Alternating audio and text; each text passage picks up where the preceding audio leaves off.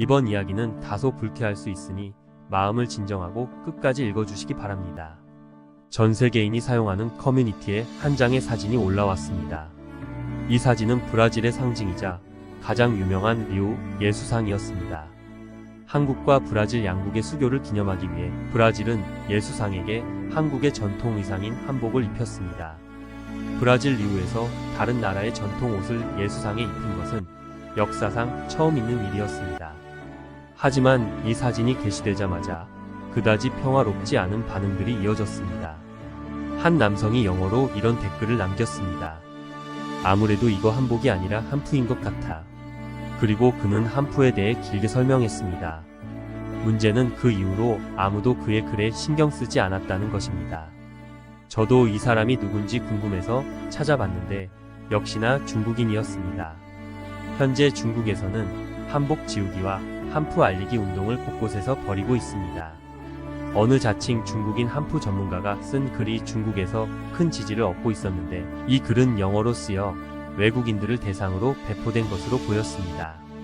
하지만 이 글에 달린 댓글은 전부 중국인들만의 것이었고 결국 다른 나라에서는 별다른 주목을 받지 못했습니다.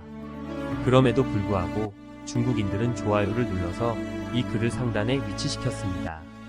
하지만 이후에 스웨덴 사람들 등 다른 사용자들이 싫어요를 누르면서 글이 다시 내려갔습니다.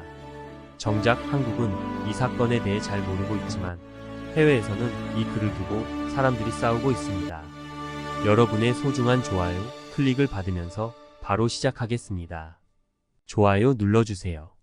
NICHUCHYN 저는 중국에서 전통 의류 관련 업에 종사하고 있습니다. 요즘 중국에서는 한푸가 매우 인기를 끌고 있으며 큰 돈이 되는 의류로 떠오르고 있습니다. 이 인기를 바탕으로 우리는 한푸를 전 세계로 확장시키기 위해 인도네시아로 갔습니다. 인도네시아는 오래전부터 중국과 일본 문화를 좋아하던 나라로 동북아시아에서 온 것은 무엇이든 좋다는 말이 있을 정도였습니다. 하지만 제가 인도네시아에서 확인한 상황은 매우 충격적이었습니다. 이미 중국 관련 사업은 모두 철수했으며 일본도 일식 사업 외에는 문화 사업을 전부 철수한 상태였습니다. 새롭게 들어온 문화 사업은 모두 한국이 장악하고 있었습니다. 한복 사업부터 시작해 한국의 교복 사업까지 진행되고 있었습니다.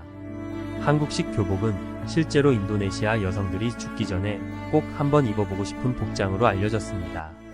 인도네시아에서 자체적으로 조사한 결과 인도네시아 여성들이 전 세계에서 가장 예쁘다고 생각하는 옷으로 첫 번째는 인도네시아 전통 바틱, 두 번째는 한국의 한복, 세 번째는 한국의 교복이었습니다. 이것은 매우 충격적이었습니다. 인도네시아 여성들이 가장 좋아하는 옷 3가지 중 2가지가 한국에서 온 것이었기 때문입니다. 하지만 이것은 매우 불편한 부분입니다. 사실 한국의 교복은 중국에서 시작되었고 한복 역시 중국에서 시작된 것입니다. 현재 중국의 교복은 한국의 교복과 많이 다르지만 한국이 교복을 입기 시작한 것은 중국의 영향이었습니다. 관련 기록을 찾아보니 한국에는 삼국지 관우가 아이들을 가르치던 공간도 있었다고 합니다. 잠시만요. 이거 제가 찾아봤는데 거짓말이었습니다. 믿지 마세요. 그럼 계속해서 글을 소개하겠습니다. 중국이 없었다면 한국은 교복이라는 것을 애초에 입지도 않았을 것입니다. 그리고 한복의 경우는 아무리 말해도 고쳐지지 않는 것이 참으로 안타깝습니다. 한복은 중국의 양식입니다. 한국인들은 기록을 내세우며 반박하지만 문명이 어디서 시작되었는지를 보면 답이 나옵니다. 세계 4대 문명 중 하나는 중국 문명입니다. 그 문명이 한국으로 전해져서 옷 입는 방식이 전파된 것입니다. 물론 한국의 옷이 중국에도 영향을 주었다는 사실을 부정할 수는 없겠지만 한복과 같은 방식의 옷은 처음으로 중국에서 만들어졌습니다.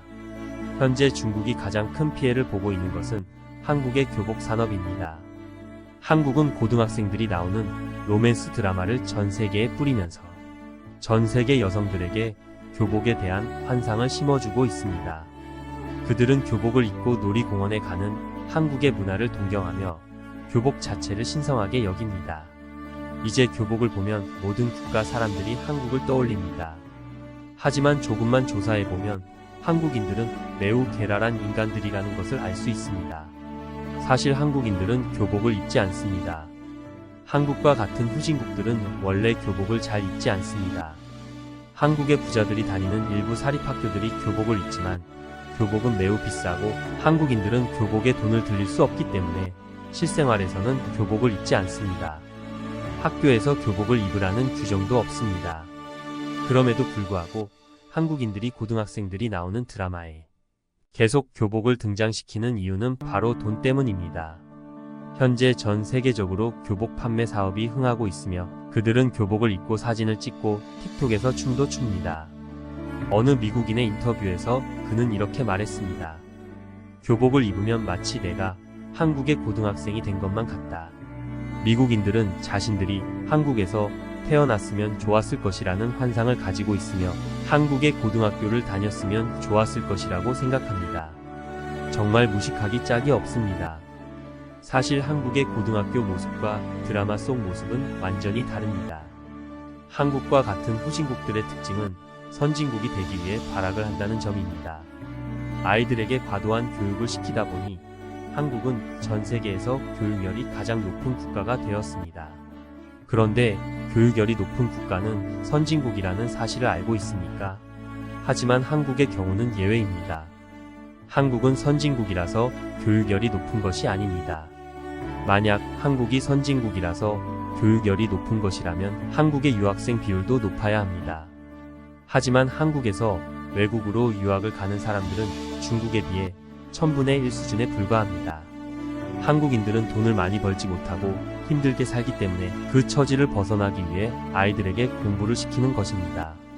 지적 수준을 높이기 위해 공부를 시키는 다른 선진국들과는 완전히 다릅니다. 그래서 한국은 학업 문화가 발달했고 아이들에게 과도한 교육을 시키는 문제가 발생했습니다. 결국 모든 문제는 여기서 시작됩니다. 외국인들이 한국에 대해 생각하는 모든 것들은 사실 한국의 실체가 아니고 드라마에서 온 환상일 뿐입니다. 한국의 실체는 그렇지 않습니다. 교복과 한복이 그 예입니다. 한국이 계속 드라마에서 한복과 교복을 입고 나오는 것에 대해 중국이 막아야 할 필요가 있습니다. 한복은 중국이 만든 것이고 옷에 대한 저작권도 중국이 가지고 있는데 어떻게 얼굴에 철판을 깔고 자기들 옷이라면서 계속 입고 나오는지 모르겠습니다.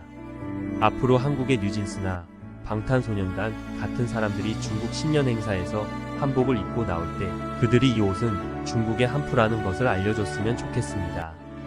만약 그런 이야기를 하지 않고 계속 무시한다면 우리는 그들에게 저작권비를 요청해야 합니다.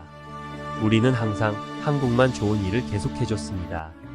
우리가 한푸라는 아름다운 옷을 만들어서 그들의 문화로 바쳤고 교복 문화도 만들어줬지만 중국에 대한 이미지는 전 세계에서 사라졌습니다.